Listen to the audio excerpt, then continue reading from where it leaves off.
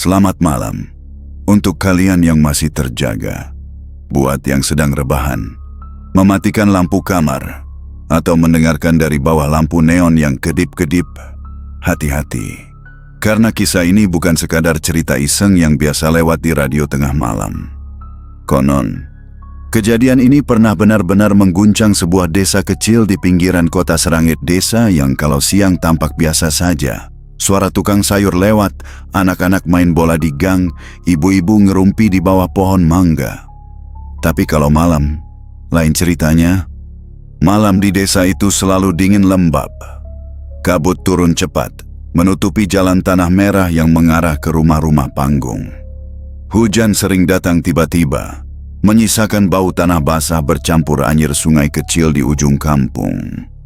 Anjing-anjing penjaga mendadak menggonggong ke arah yang sama, seolah melihat sesuatu yang tak tampak oleh mata manusia. Dan lampu jalan hanya ada 3. Itu pun sering meredup, kedap-kedip, seperti menahan napas. Di salah satu sudut desa itu berdiri rumah besar bercat putih kusam, milik seorang yang dulu sangat disegani warga, Pak Haji.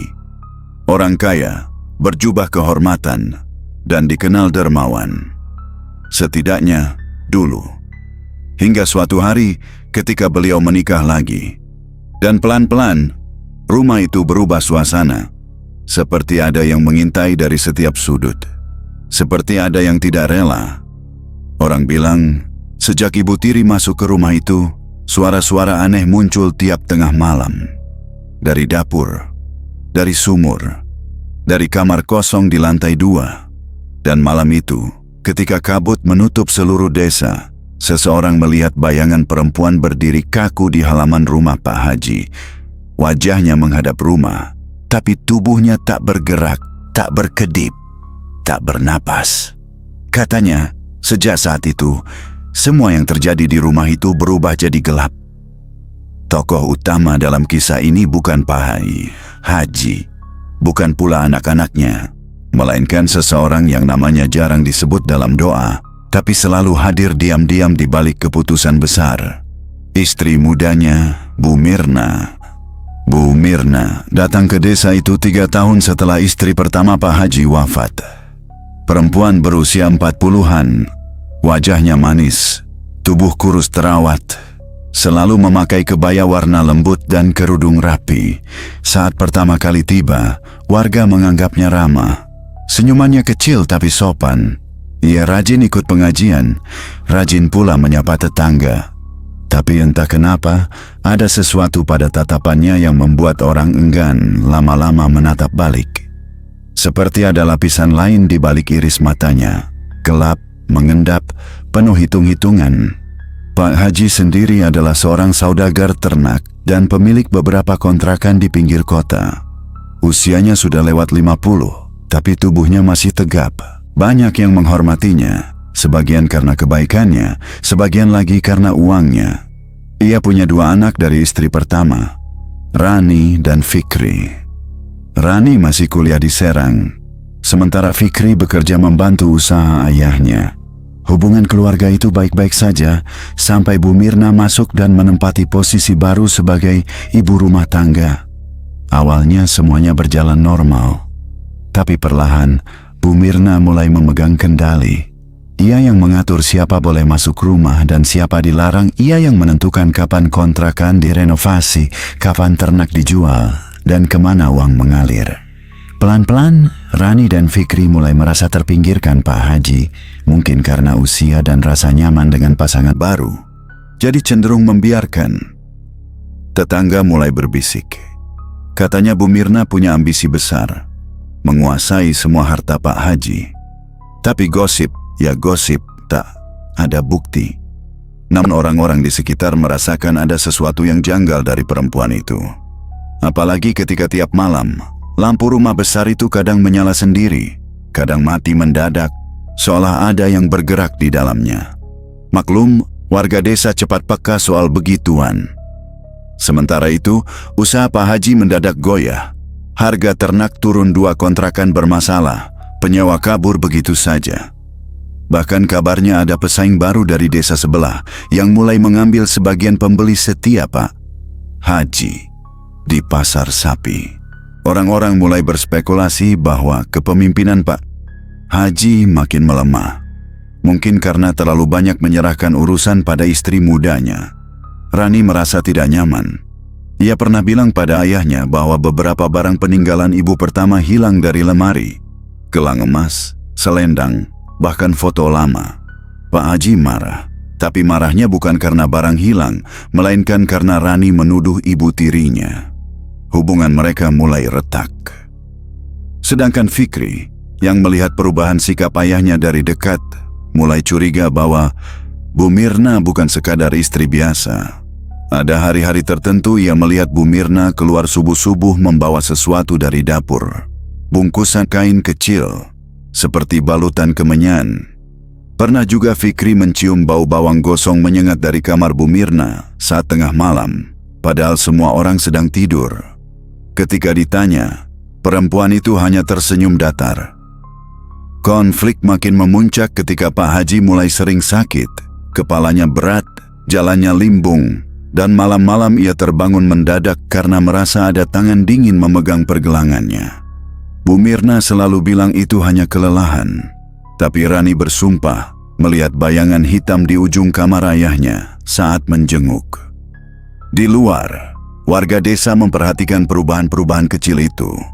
Mereka mulai menjauh dari rumah besar. Warung kopi ramai membicarakan satu hal, bahwa keluarga Pak Haji tidak lagi seperti dulu. Banyak yang bilang keberuntungan keluarga itu mulai retak, dan retakannya dimulai sejak Bu Mirna hadir. Puncaknya terjadi ketika Fikri mendengar selentingan kabar bahwa Pak Haji berencana menuliskan sebagian besar harta atas nama istri mudanya, bukan atas nama anak-anaknya, bukan pula untuk keluarganya yang lama. Dan malam itu, Fikri melihat sesuatu dari jendela dapur. Bu Mirna berdiri menghadap sumur belakang sambil memegang sesuatu yang mirip seikat rambut. Tangan Fikri bergetar. Ia tahu ada yang sangat tidak beres. Dan sejak malam itu, perasaan terancam mulai tumbuh dalam dirinya. Dan dalam keluarga itu ancaman bukan hanya kehilangan harta, tapi kehilangan seseorang atau kehilangan hidup.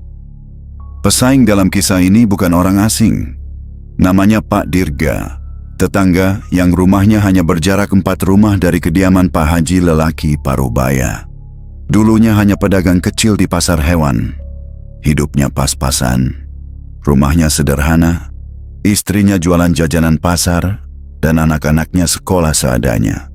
Tak ada yang menganggapnya ancaman sampai 2 tahun belakangan.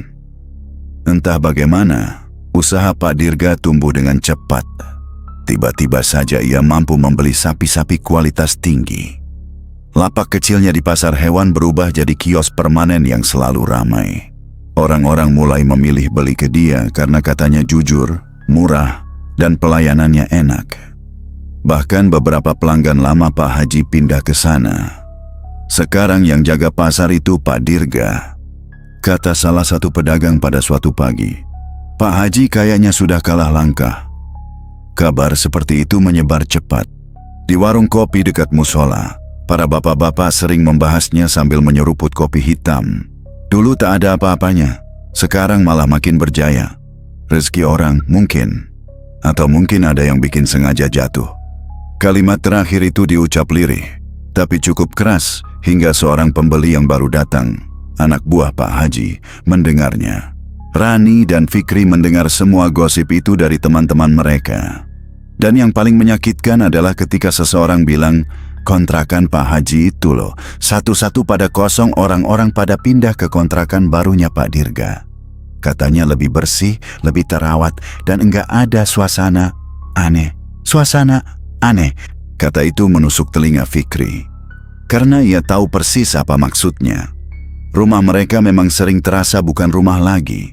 Ada hawa dingin yang tak wajar, ada suara langkah yang tak berasal dari siapapun. Warga yang pernah berkunjung beberapa kali melihat bayangan orang lewat, padahal tak ada siapa-siapa di dalam. Pelan-pelan, orang menjauh, sementara usaha Pak Dirga semakin naik.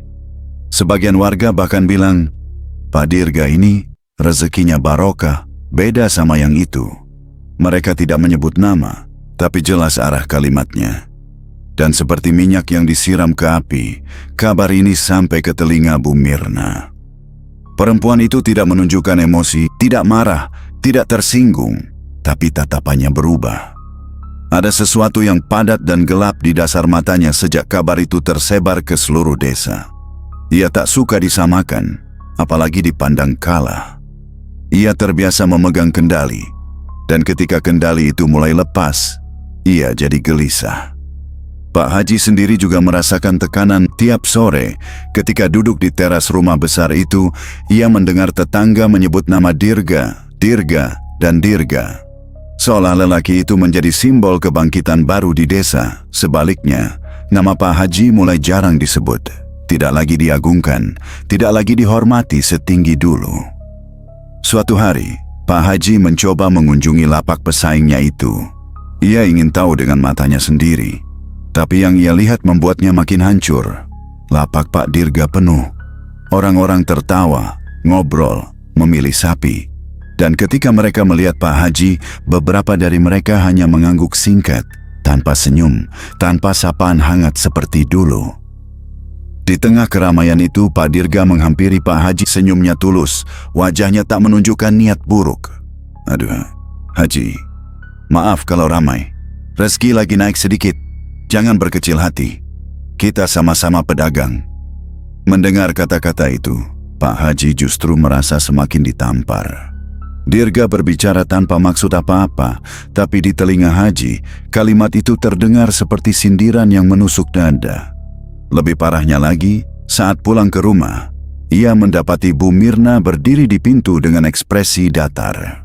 "Bagaimana?" tanyanya. "Ramai kan?" Haji hanya diam, dan dalam diam itu ada rasa kalah, rasa malu, dan rasa takut bercampur jadi satu. Ia merasa posisinya sebagai tokoh dihormati di desa mulai hilang, dan sebagian besar karena keberadaan pesaing itu. Ketika malam turun, saat hujan mulai merintik pelan, Bu Mirna berdiri lama di depan jendela.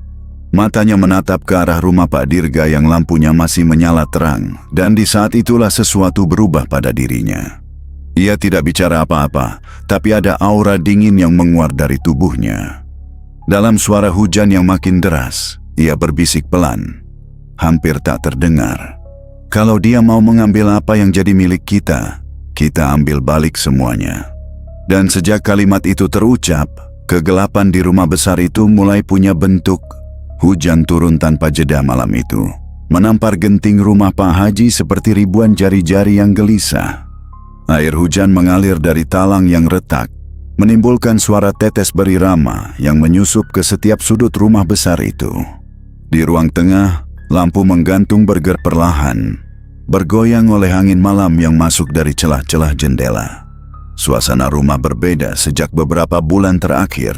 Lebih dingin, lebih senyap, lebih terasa seperti tempat yang disesaki sesuatu yang tak terlihat. Dan malam itu, saat semua penghuni rumah terlelap, Bu Mirna diam-diam membuka pintu belakang. Ia memakai kain panjang berwarna coklat gelap, kerudungnya dililit ketat hingga menutupi sebagian wajahnya. Di tangan kirinya, ia menggenggam bungkusan kecil kain putih yang mengeluarkan bau kemenyan samar. Di tangan kanannya, ia membawa payung hitam yang tak ia buka meski hujan deras mengguyur. Tubuhnya basah dalam hitungan detik, tapi ia tetap melangkah, pelan, pasti, tanpa ragu sedikit pun. Ia menyusuri jalan tanah yang berlumpur, menuju arah sawah yang terbentang di pinggir desa. Angin malam berhembus membawa bau busuk dari arah sungai kecil yang meluap. Di kejauhan, suara kokok ayam terdengar parau dan pendek, seolah menahan sesuatu. Mirna tak menengok, tak berhenti. Hanya terus berjalan menuju sebuah gubuk bambu yang hampir roboh. Berdiri sendirian di bawah rindang pepohonan trembesi yang gelap. Gubuk itu milik seseorang yang orang-orang desa tahu, tapi tak pernah berani sebut namanya sembarangan. Mbah Sarung, dukun tua yang tinggal di antara sawah dan hutan kecil. Sosok itu sudah puluhan tahun hidup di sana. Jarang keluar, jarang bicara, tapi banyak orang datang diam-diam ke tempatnya untuk hal-hal yang tak bisa diselesaikan di masjid, di kantor desa, atau di rumah sendiri. Begitu Mirna tiba, pintu bambu gubuk itu terbuka sendiri dengan suara gesekan yang membuat bulu kuduk berdiri. Di dalam, cahaya redup dari lampu minyak berkelip-kelip. Bau kemenyan pekat bercampur dengan aroma melati busuk dan tanah kuburan yang basah. Di sudut ruangan berserakan benda-benda ritual. Kendi tanah, mangkuk kecil berisi darah ayam yang sudah menghitam, seikat rambut panjang, tulang-tulang kecil, dan kain kafan yang digulung rapi. Basarung sedang duduk bersila di tengah ruangan. Tubuhnya kurus kering, kulitnya keriput, dan matanya, ya Tuhan, matanya seperti selalu menatap dari balik kegelapan. Tidak pernah benar-benar terkena cahaya lampu. Ketika Mirna masuk, dukun tua itu tidak tersenyum, hanya menggerakkan kepalanya sedikit, seolah sejak awal sudah tahu kedatangannya. "Kowe datang akhirnya." Suaranya parau, seperti dua batu digesek perlahan. "Ambisi itu sudah menggerogoti hatimu. Bau iri dan takutmu sampai ke sini." Mirna merapatkan kainnya, tapi ia tidak menyangkal. "Saya butuh bantuan, Mbah." Dukun itu tertawa rendah, suaranya serak dan panjang. "Bukan bantuan, kowe butuh kemenangan." Mirna menunduk. Tatapannya tajam, tapi tubuhnya tegang. Pesaing itu, dia membuat usaha suami saya runtuh. Orang-orang meninggalkan kami. Kami jadi bahan omongan. Saya tidak terima. Harta suami saya. Semua itu seharusnya aman di tangan saya, bukan untuk orang lain merebutnya. Basarung mengalihkan pandangannya ke bungkusan kain putih yang Mirna bawa. "Buka." Dengan tangan gemetar, Mirna membuka kain itu. Di dalamnya ada seikat rambut hitam Pak Dirga yang ia dapat dari sisir salah satu pembeli yang pernah mampir. Sebuah foto kecil keluarga Pak Dirga dan 3 siung bawang merah yang gosong di salah satu sisinya. Basarung mengambil rambut itu, mendekatkannya ke hidung. Ia menghirup dalam-dalam bau orang yang tekun bekerja dan tidak pernah curiga bahwa ada yang iri padanya. Mirna menggigit bibir. "Saya ingin dia jatuh. Saya ingin dia merasakan sakit. Saya ingin semuanya kembali ke kami." Dukun itu menatapnya lama. "Santet tidak murah, Nduk. Apa yang kau minta akan mengalir, tapi alirannya balik. Kau siap?" "Siap," jawab Mirna tanpa ragu. Basarung berdiri perlahan. Ia mengambil kendi tanah, kemudian mengeluarkan dari bawah meja sebuah benda yang membuat Mirna menahan napas. Kain kafan sepotong, masih basah seperti baru dicelup air kuburan. Dukun itu lalu mengambil tulang kecil, entah tulang apa, dan mengikatkan rambut korban di ujungnya. Kemudian ritual dimulai. Lampu minyak berkedip-kedip. Hujan di luar menggila. Seperti seseorang menumpahkan ember ke seluruh atap gubuk. Basarung menggumamkan mantra dengan suara rendah, cepat, dan tak berhenti. Suaranya terdengar seperti sesuatu yang tidak seharusnya keluar dari tenggorokan manusia. Mirna merasakan udara di dalam gubuk berubah lebih dingin, lebih padat. Seperti ada banyak mata tak terlihat yang memperhatikan setiap gerakannya. Lampu minyak tiba-tiba meredup, lalu menyala lagi. Kendi tanah bergetar di lantai. Bawang merah gosong perlahan mengeluarkan bau anyir seperti darah bercampur tanah. Dukun itu memegang kepala Mirna, menekan keningnya. Santet ini akan mencari jalannya sendiri. Ia akan masuk melalui celah terkecil dalam hidup orang itu. Tapi ingat, setiap jalan gelap punya tumbalnya. Mirna menatapnya. "Tumbal apa?" Basarung tersenyum. Senyumnya tidak manusiawi. "Yang paling kau sayang, atau yang paling dekat dengan hatimu. Jalan yang kau pilih akan memakan nyawa." Mirna terdiam beberapa detik. Suara hujan seolah berhenti mendadak. Lalu ia berkata pelan namun tegas, "Saya terima." Dukun itu mengangkat mangkuk tanah berisi darah ayam. Dalam sebulan kabar buruk akan datang padanya. Rumahnya tak akan pernah tenang. Keluarganya tak akan tidur. Dan akhirnya, salah satu dari mereka akan jatuh. Ia menundukkan kepala, lalu berkata pelan, "Saat waktunya tiba, jangan mengeluh saat gantinya datang menagih." Angin menerpa gubuk dari segala arah. Lampu minyak padam sekejap, lalu menyala dengan api yang jauh lebih tinggi. Bayangan Mbak Sarung menjulang di dinding, menggenggam foto dan rambut korban. Dan di tengah suara mantra terakhir yang merayap seperti bisikan kematian, ritual itu selesai. Dan dari saat itu, kegelapan yang dikirimkan malam itu mulai bergerak. Rumah Pak Dirga berada di gang kecil yang tidak terlalu jauh dari pasar hewan. Rumah itu sederhana. Dinding separuh bata, separuh papan halamannya kecil. Ada kandang ayam di sebelah kiri. Dan pohon jambu yang daunnya sering berguguran meski tidak sedang musimnya. Sehari-hari, rumah itu hangat istrinya, Bu Sari. Dikenal ramah dua anak mereka, Riko dan Rara. Ceria dan sopan, tak ada yang aneh. Sampai malam pertama santet itu mulai bekerja. Malam itu hujan turun pelan, seperti garis-garis tipis yang digambar di udara. Pak Dirga sedang menghitung stok sapi di teras rumah. Sementara istrinya menata dagangan jajanan untuk esok pagi. Suara hujan biasa saja, nyaring tapi tidak mengganggu. Namun tiba-tiba, angin dingin turun begitu cepat dari arah belakang rumah. Lebih dingin daripada biasanya, dingin yang menusuk, seperti angin dari tempat yang tak berpenghuni. "Mas, kamu ngerasa?" tanya Bu Sari sambil menggosok kedua lengannya. Pak Dirga menengadah, melihat ke pohon jambu. Daun-daunnya bergoyang padahal angin tidak berembus. "Iya, aneh ya."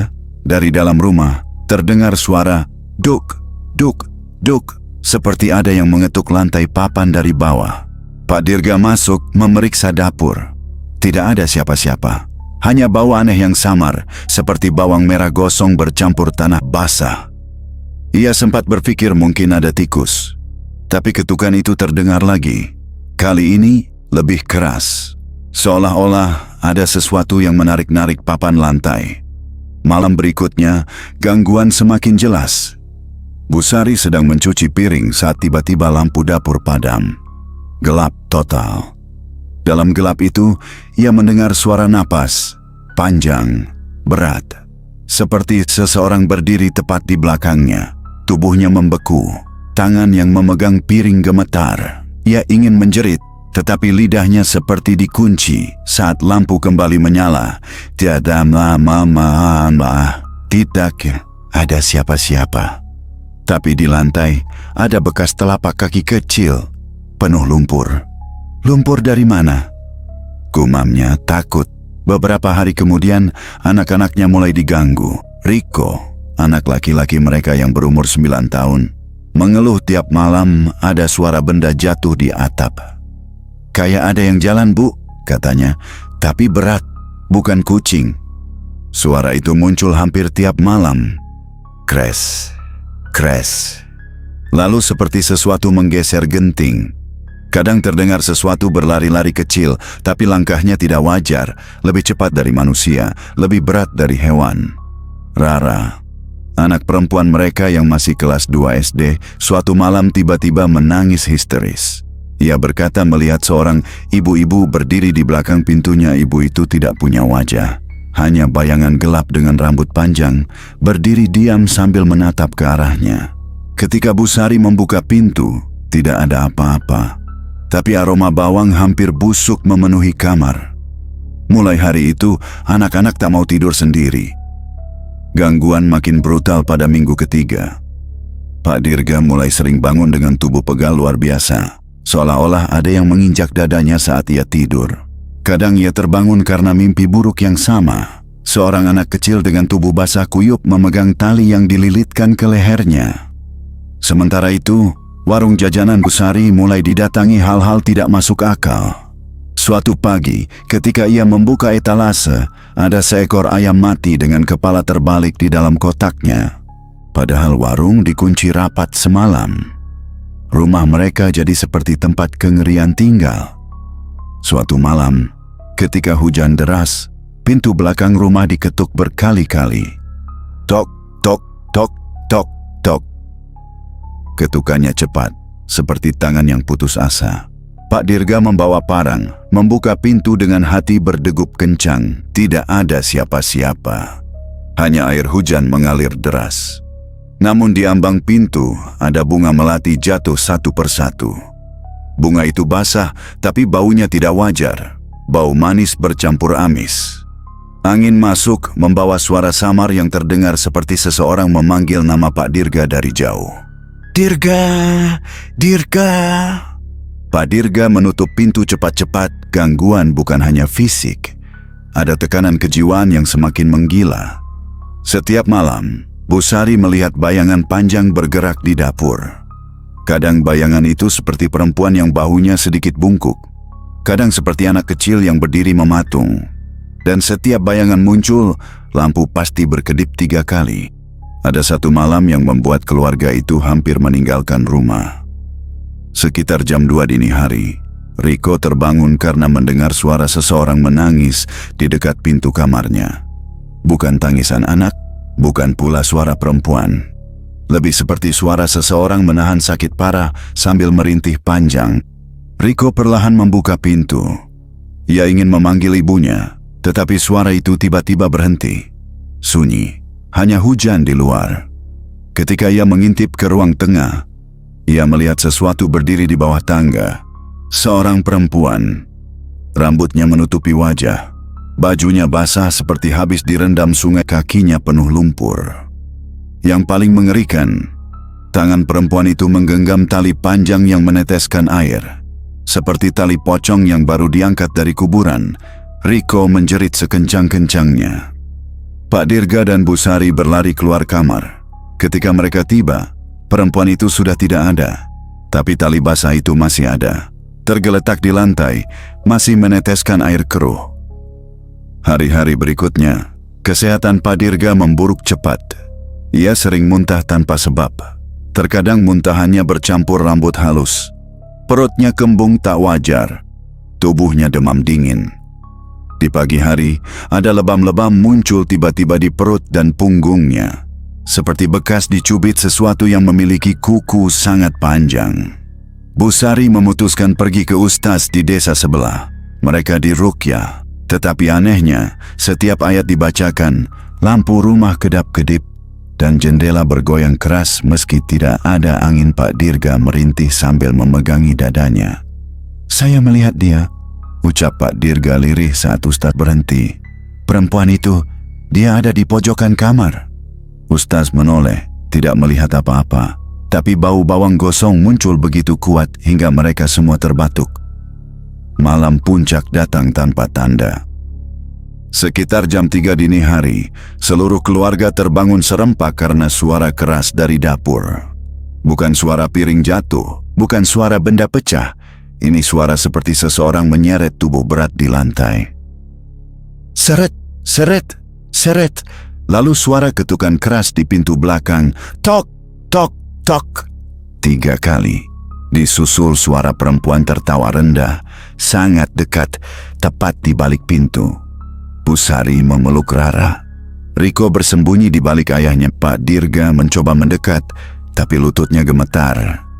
Pintu terbuka pelan, berderit. Dan di ambang pintu, mereka melihatnya dengan jelas. Seorang perempuan, rambut panjang menutupi wajah, baju lusuh basah kuyup, tubuh penuh lumpur.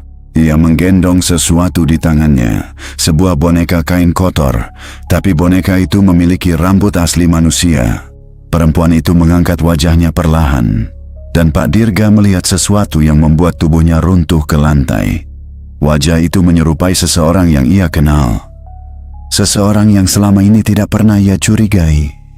Seseorang yang seharusnya tidak mungkin berada di sana. Sosok itu membisikkan namanya.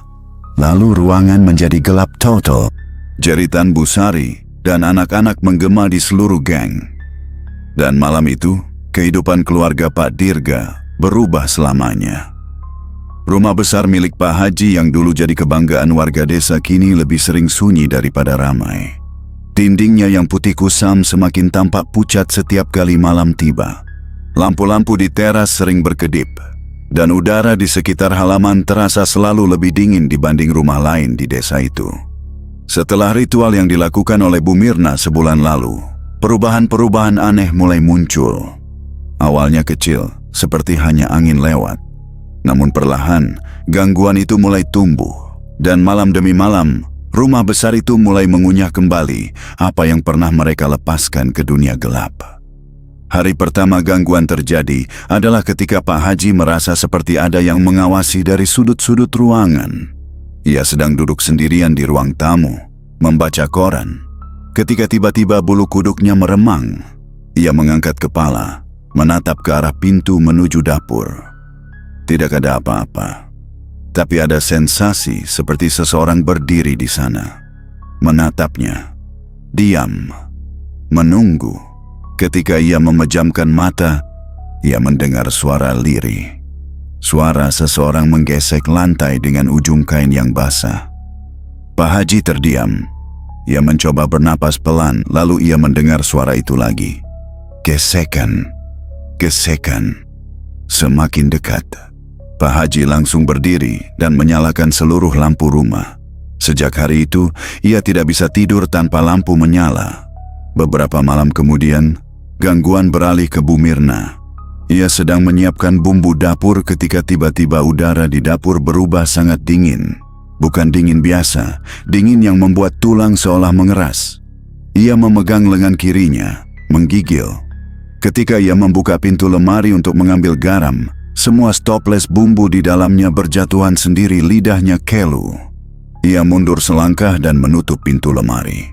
Tetapi pintu itu terbuka lagi, pelan. Disertai aroma bawang gosong yang menusuk hidung, Mirna menutup pintu itu lagi. Dan tertutup lebih keras dari sebelumnya, seolah ada tangan tak terlihat yang membenturkan dari dalam.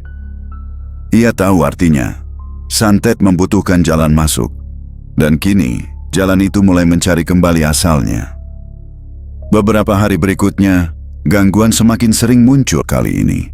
Bukan hanya hal-hal kecil. Rani, anak tiri Mirna, pulang dari kuliah dan merasa rumah itu seperti lebih gelap dari biasanya. Saat ia membuka pintu, ia melihat sesuatu seperti bayangan panjang bergerak menuju tangga. Cepat sekali. Ia memanggil ayahnya, tapi tidak ada jawaban. Karena lelah, Rani mencoba mengabaikan.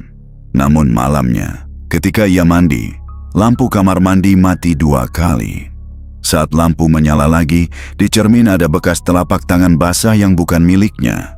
Fikri juga mengalami hal yang sama. Ia sering terbangun pukul 3 dini hari karena mendengar suara langkah di luar kamarnya. Namun langkah itu aneh. Tidak seperti manusia, tidak seperti hewan, lebih seperti sesuatu yang diseret.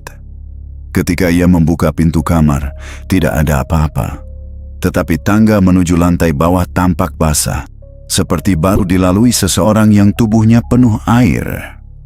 Lama-kelamaan, gangguan itu mulai mengarah lebih spesifik ke Bu Mirna sendiri.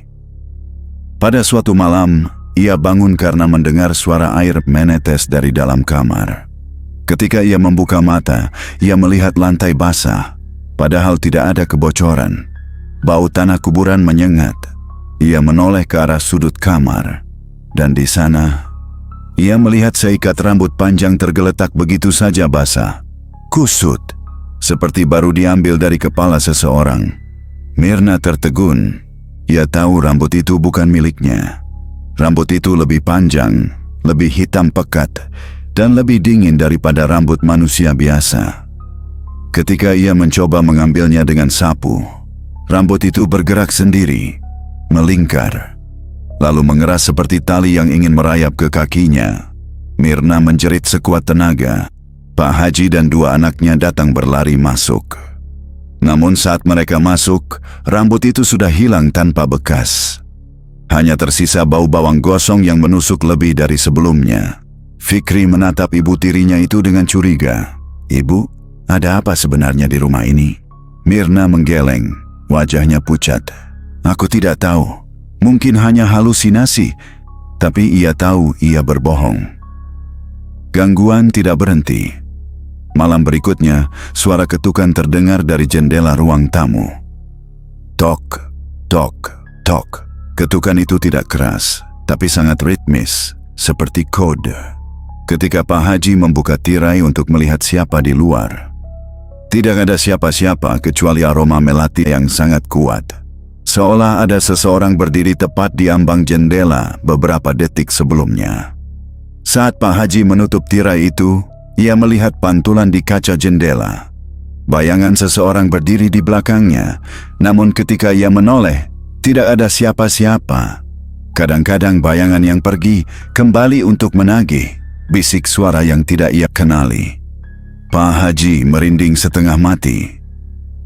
Malam demi malam, gangguan bertambah buruk. Lampu rumah mati tanpa alasan. Pintu kamar terbuka sendiri. Perabot dapur bergeser. Di halaman, bunga melati jatuh satu persatu dari pohon yang bahkan tidak ada di rumah itu. Bau kemenyan hilang timbul, bercampur bau tanah kuburan. Hingga suatu malam, sesuatu terjadi pada Rani.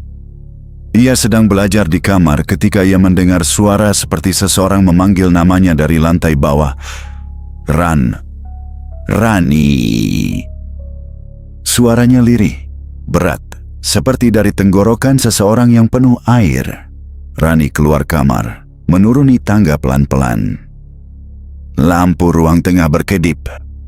Di bawah, ia melihat sesuatu berdiri di dekat sumur dalam rumah itu.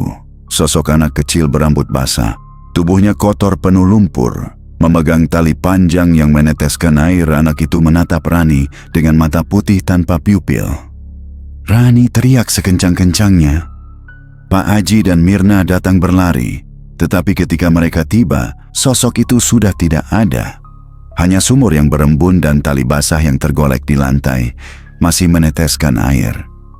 Pak Haji memeluk anaknya. "Sudahlah Ran, tidak apa-apa." Tapi ia sendiri gemetar. Ia tahu ini bukan sekadar gangguan. Ada sesuatu yang sedang menagih. Mirna mulai tidak tidur.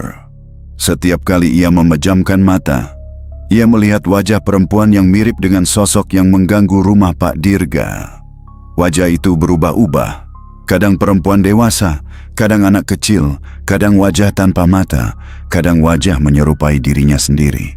Dan tiap kali wajah itu muncul, ia mendengar suara yang sama. "Giliranmu, giliranmu." Mirna terbangun dengan keringat dingin. Tubuhnya lemas, dan setiap bangun, ia menemukan sesuatu yang berbeda di kamarnya. Kadang seikat bawang merah yang gosong di atas meja, kadang potongan kuku panjang, kadang foto dirinya yang sobek setengah. Pada suatu dini hari, ketika rumah sedang sangat sunyi, Mirna mendengar langkah kaki di depan pintu kamarnya perlahan, berat, menyeret. Lalu terdengar suara seret tali. Srek, srek, srek. Ketika ia membuka pintu, lorong rumah gelap. Tapi ia melihat samar, sangat samar, bayangan seorang perempuan berdiri di tangga. Perempuan itu tidak bergerak, tapi rambutnya basah, meneteskan air ke lantai. Mirna mundur perlahan. Perempuan itu mengangkat kepala, dan wajahnya kosong, tanpa mata. Mirna menjerit sampai suaranya pecah. Keesokan harinya, Mirna akhirnya mengaku pada Pak Haji. Aku pernah pergi ke Mbah Sarung." Suaranya terbata. "Aku minta tolong untuk membuat Dirga hancur." Pak Haji terdiam, darahnya seperti berhenti mengalir. "Mirna, apa yang kamu lakukan? Aku ingin kita menang. Aku ingin kita kembali dihormati. Aku tidak tahu ini akan kembali ke kita."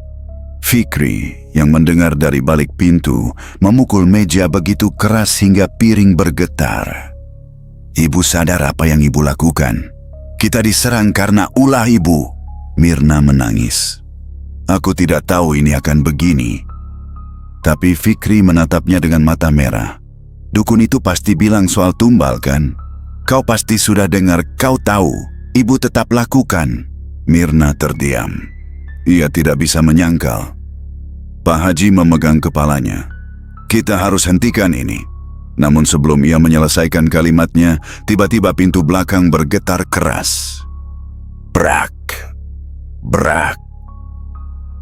Angin dingin menerpa seluruh rumah. Lampu padam. Hanya tersisa suara perempuan tertawa lirih dari arah sumur belakang. Suara itu berubah-ubah. Kadang suara perempuan dewasa, kadang suara anak kecil, kadang suara Mirna sendiri. Dan dari arah tangga, Fikri melihat sesuatu berdiri mematung. Sosok anak kecil basah, memegang tali, menatap langsung ke arah keluarga itu. Dari malam itu, seluruh keluarga tahu waktu penagihan sudah dekat, dan makhluk yang pernah dilepas sedang kembali mencari yang paling dekat dengan hati sang pelaku. Malam itu hujan turun seperti tidak punya niat berhenti. Air menetes dari setiap celah genting, mengalir sepanjang dinding, dan berkumpul di lantai seperti jejak yang sengaja dibentuk. Petir sesekali menyambar, memantulkan bayangan pepohonan di luar rumah Pak Haji. Angin menerjang dengan suara panjang yang membuat daun-daun saling menampar kaca. Sekitar pukul 2 lewat sedikit, listrik tiba-tiba padam. Rumah besar itu tenggelam dalam gelap. Gelap yang tidak seperti biasanya, gelap yang punya berat, punya aroma, dan punya suara bau melati busuk menyelinap masuk dari sela-sela pintu. Ketika bau itu muncul, Mirna langsung tahu sesuatu sudah masuk ke rumah. Pak Haji bangun dalam kondisi menggigil. Ia memanggil Rani dan Fikri. Keduanya berkumpul di ruang tengah dengan senter kecil di tangan. Mirna berdiri di sudut, tubuhnya gemetar, matanya terus menatap arah dapur.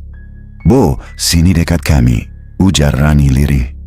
Mirna tidak bergerak. Ia hanya menelan ludah dan berbisik, "Dia datang." Petir menyambar, menerangi ruangan sekejap. Di antara kilatan cahaya itu, mereka melihat sekilas. Pintu belakang rumah terbuka sedikit. Angin masuk bersama bau tanah basah dan suara langkah kecil di lantai kayu. Srek, srek, srek.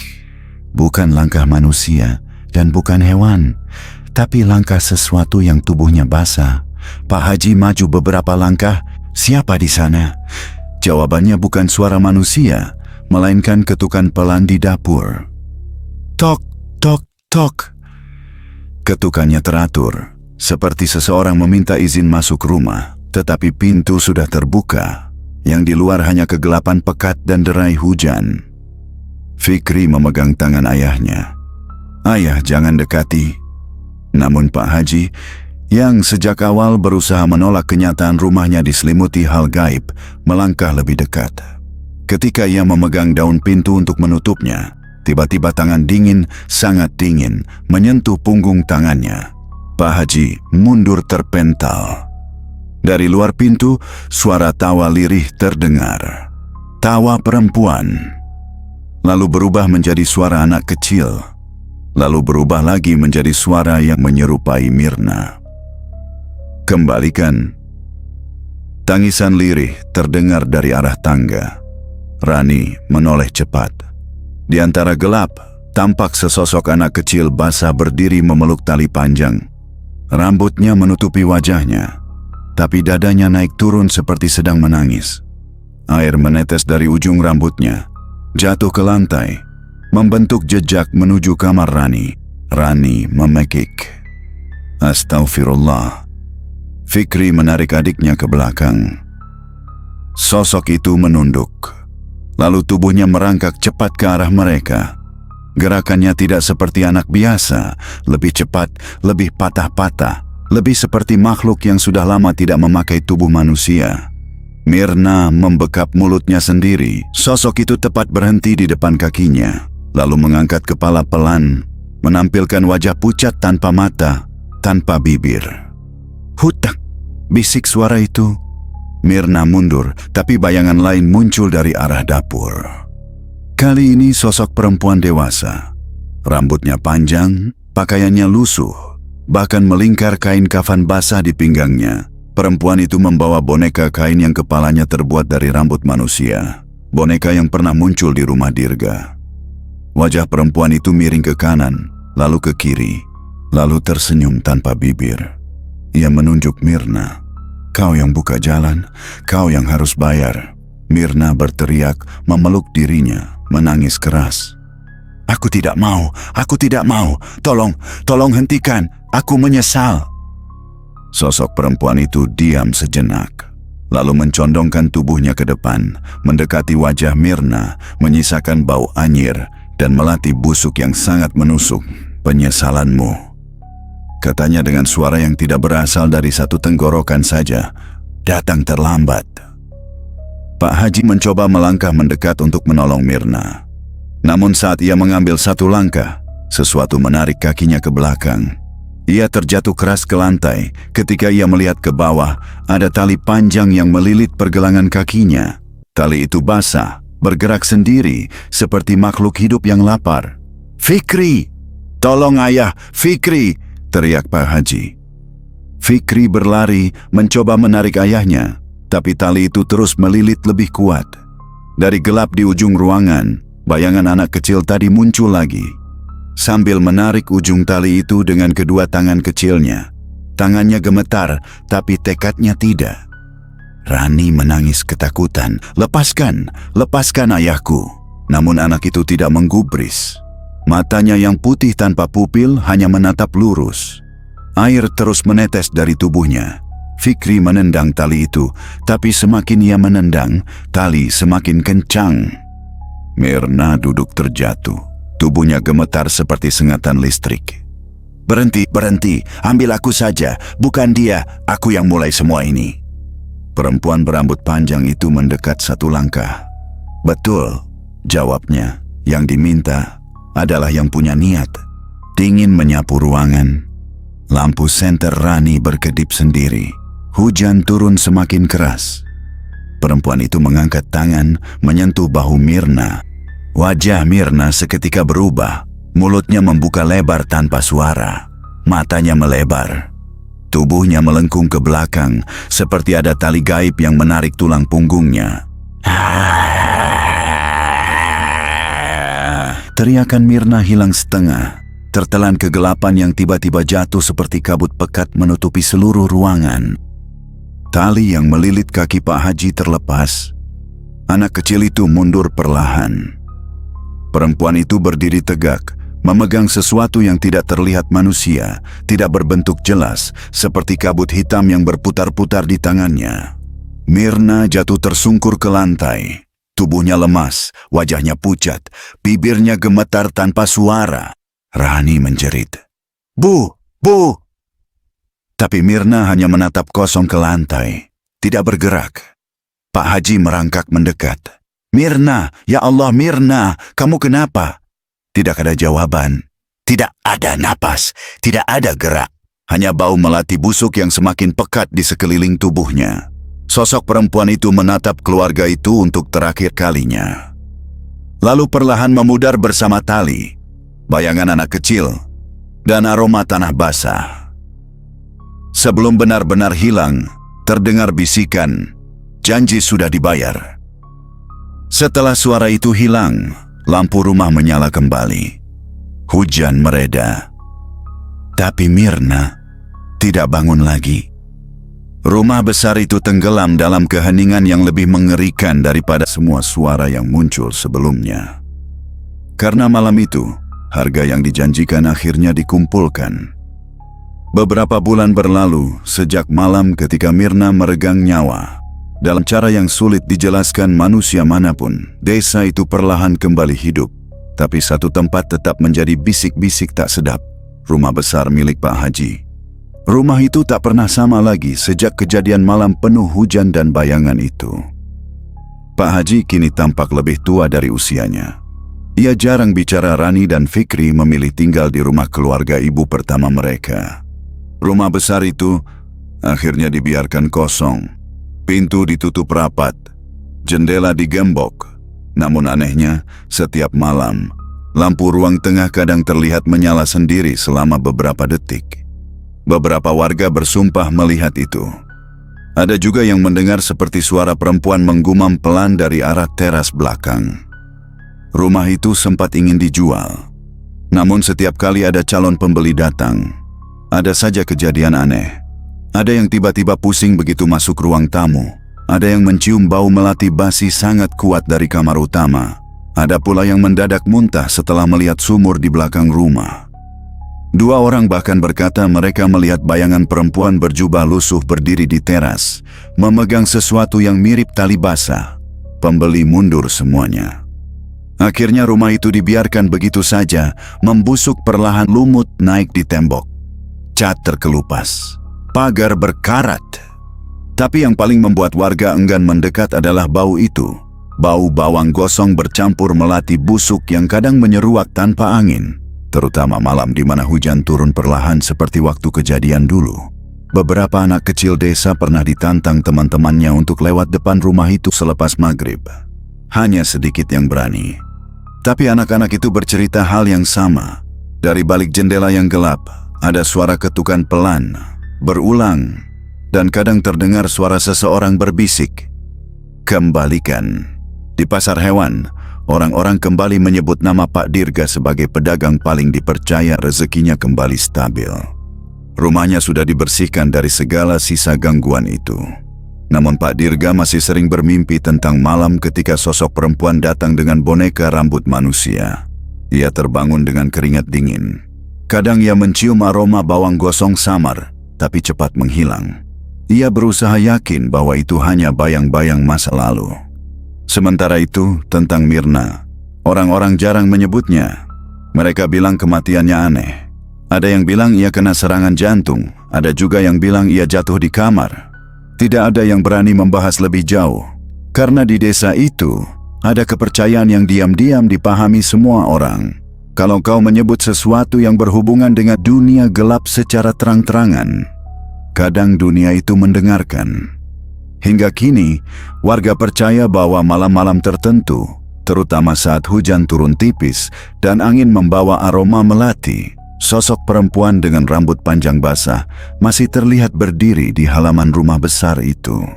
Kadang ia seperti menatap sumur, kadang seperti menunggu seseorang kembali, kadang seperti menjaga sesuatu yang tak ingin dilepaskannya lagi. Karena pada akhirnya, jalan gelap tidak pernah benar-benar selesai. Ia hanya diam, menunggu jiwa berikutnya yang tamak untuk mengetuk pintunya.